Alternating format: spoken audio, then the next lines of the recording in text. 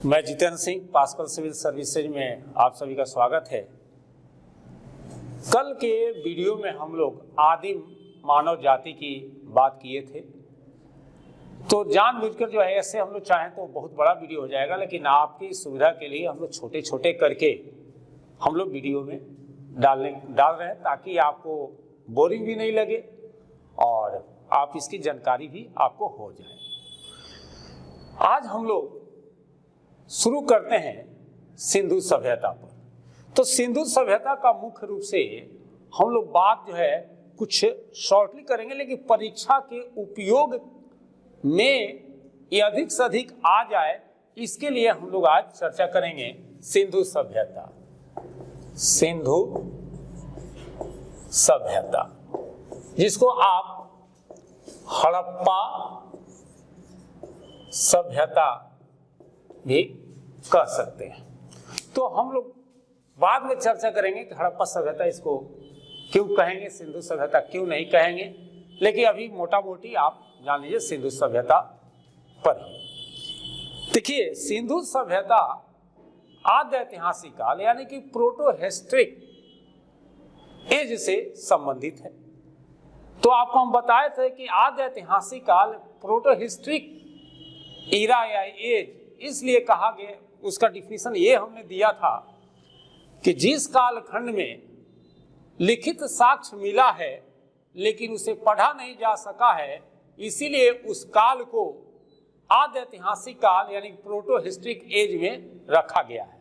तो सिंधु सभ्यता की लिपि नहीं पढ़ा जा सका है, इसी कारण से सिंधु सभ्यता को या हड़प्पा सभ्यता को आद्य ऐतिहासिक काल में यानी कि प्रोटो हिस्टोरिक एज में रखा गया है।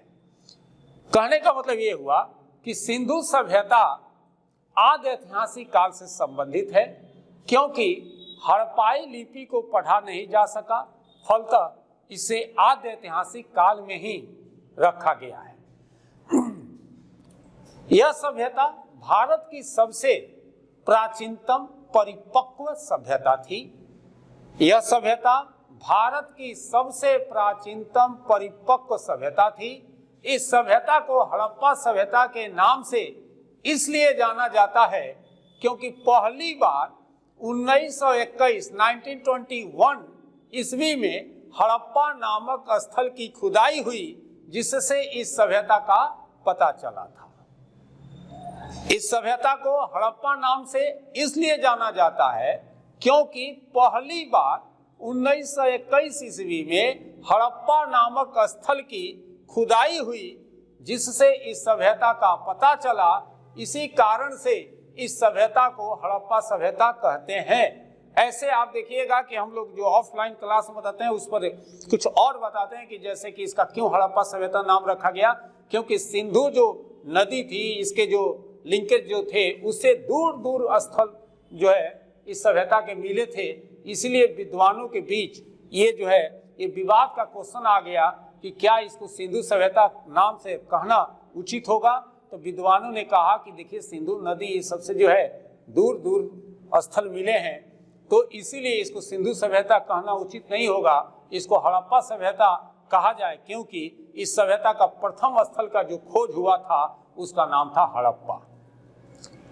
अब जो है हम लोग आगे बात करते हैं कि शुरू में खुदाई में अधिकांश स्थल सिंधु घाटी में मिले थे, किंतु परवर्ती काल में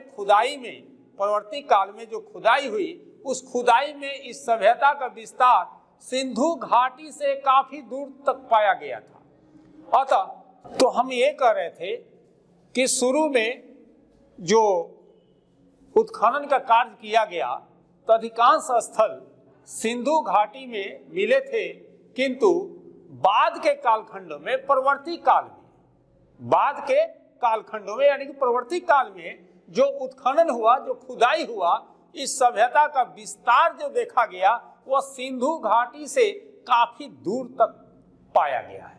अतः सिंधु सभ्यता नाम उतना सार्थक नहीं रह गया, इसी कारण से इस स्थल को हड़प्पा सभ्यता का नाम दिया गया। अभी तक करीब 1000 स्थलों के बारे में पता चला है। अभी तक लगभग 1000 स्थलों के बारे में पता चला है। करीब 1856 ईस्वी में ब्रिटिश भारत की हुकूमत ने, यानी कि ब्रिटिश सरकार ने कराची से लाहौर तक रेलवे लाइन बिछाने हेतु ईंटों की आपूर्ति के लिए इसे खुदाई करवाई। आप सभी को पता है कि भारत में जो है रेलवे सबसे पहले 1853 में 1853 में चलाई गई थी और अब जो इस रेलवे का यानी कि विकास करना था, क्योंकि अंग्रेज ये नहीं चाहते थे कि भारत के लोग खुशहाल हों, बल्कि उनको ये था कि उनको रॉ मटेरियल मिले, कच्चा जो है माल मिले, ताकि वो इंग्लैंड में भेजकर, क्योंकि औद्योगिक क्रांति के तहत वहाँ बड़े बड़े उद्योग धंधे बैठ गए थे, तो वहां से पक्का यानी कि माल बनाकर लाकर भेजें। जैसे मान लिया कि कॉटन ले जाएगा यहाँ से, तो वहां से कपड़े बनकर आएंगे। इस तरह जो है कच्चे माल के लिए इन लोगों ने रेलवे का विस्तार करने का प्रयास किया था। तो यानी कि लगभग 1856 ईस्वी में, 1856 ईस्वी में ब्रिटिश भारत की हुकूमत ने, यानी कि अंग्रेजों ने कराची से लाहौर तक रेलवे लाइन बिछवाने के लिए ईंटों की जो आपूर्ति के लिए इसका खुदाई करवाई। उत्खनन के दौरान ही इस सभ्यता के प्रथम अवशेष प्राप्त हुए। उत्खनन के दौरान ही इस सभ्यता के अवशेष प्राप्त हुए, जिसे हड़प्पा सभ्यता का नाम दिया गया। ये अज्ञात जो सभ्यता थी, हड़प्पा सभ्यता के विषय में तो कोई जान नहीं रहा था, तो इस अज्ञात सभ्यता की खोज का श्रेय राम राय बहादुर दयाराम साहनी को जाता है। उन्होंने ही पुरातत्व सर्वेक्षण विभाग के महानिदेशक जॉन मार्शल के निर्देशन में 1921 ईस्वी में इस स्थल की उत्खनन करवाई थी। और जैसे जो है हड़प्पा सभ्यता की उत्खनन हुई, हड़प्पा सभ्यता के विषय में पता चला, 1921 में इसकी उत्खनन कराई गई। और ये आपको हम बताएंगे कि हड़प्पा जो है किस नदी किनारे है, कहाँ है, वहां से क्या क्या मिला है, इसके लिए हम लोग अलग वीडियो बनाएंगे। इसमें केवल एक आपको जो है सारांश दे दिया जा रहा है, एक ओवरऑल ये दे दिया जा रहा है, ताकि आपको समझने में परेशानी नहीं हो। तो हम लोग प्रत्येक जो स्थल का, जो महत्वपूर्ण स्थल है, जैसे हड़प्पा, मोहनजोदड़ो, कालीबंगा, इस सब जो है स्थल का हम लोग एक अलग अलग हम लोग वीडियो बनाने का प्रयास करेंगे। अब जब 1921 में हड़प्पा का, जो कि पाकिस्तान में है, उसका उत्खनन जब हुआ, तो 1922 ईस्वी में रखाल दास बनर्जी के नेतृत्व में पाकिस्तान के सिंध प्रांत के लरकाना जिले के मोहनजोदड़ो में स्थित एक बौद्ध स्तूप की जो खुदाई के समय एक और स्थल का पता चला, और वह स्थान था मोहनजोदड़ो।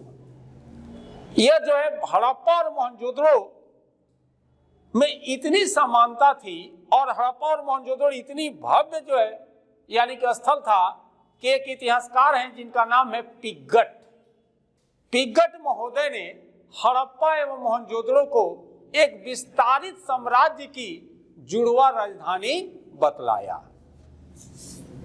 अब तक भारतीय उपमहाद्वीप में इस सभ्यता का लगभग 1000 स्थानों का पता चला है, जिसमें कुछ ही परिपक्व अवस्था में, यानी कि परिपक्व का मतलब कि डेवलपमेंट कहिए, डेवलप कहिए, यानी कि डेवलप अवस्था में प्राप्त हुए हैं।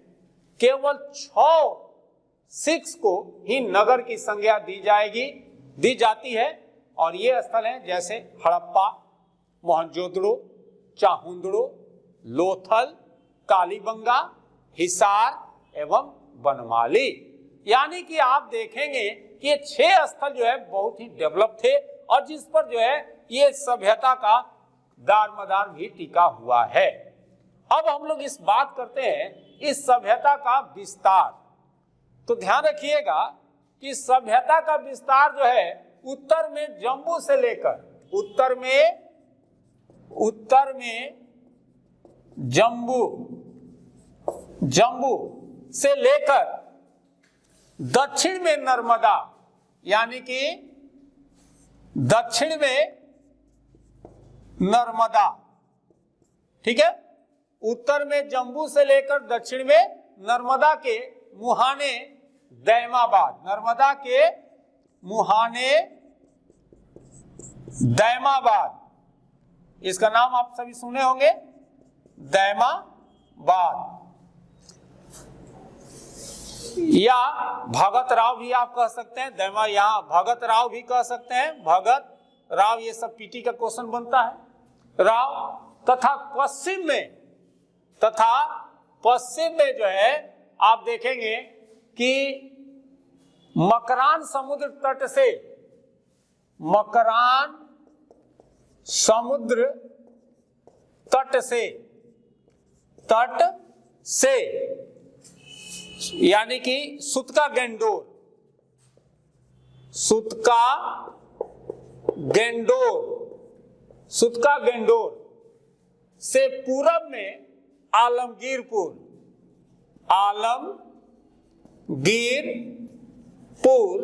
तक इसका क्या है कि फैलाव है।